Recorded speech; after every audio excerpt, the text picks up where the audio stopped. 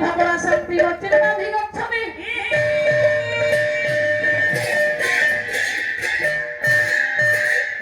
ମନ ଆଜ୍ଞା ସବୁବେଳେ ଚଞ୍ଚଳତା କାମ ସେ ଚଞ୍ଚଳ ହବ। ମନ ଜଗୁଆଳି ହେଉଛି ବିବେକ। ଦେହରେ ଯଦି କହିଲେ ଜଗୁଆଳି ବିବେକକୁ ଆପଣ ମାନେ ଜାଗ୍ରତ କରିବେ, ଦେହ ଭୁଲ କରିବ। ବିବେକ ଦ୍ୱାରା ଆମେ ମାନେ କହିଲେ କାମ କରୁନେ ବୋଲି ଆଜି ହଇରାଣ ନା। ତାହେଲେ ବିବେକ ମଣିଷ କେମିତି ଅର୍ଜନ କରିବ? ଭାଗବତ କହିଲେ କହିଲା ଜ୍ଞାନରୁ ଦିବ୍ୟ ବୁଦ୍ଧି ଜାତ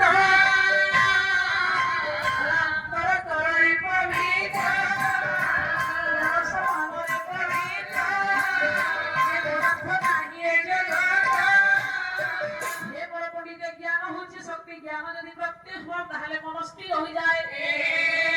আর জ্ঞান প্রাপ্ত হলে দিব্য বুদ্ধি চেতনা জাগ্রত হলে মনুষ্যর বিবেক আসিলে মনুষ্য বাটକୁ ভুল କରିବନି আজ্ঞা।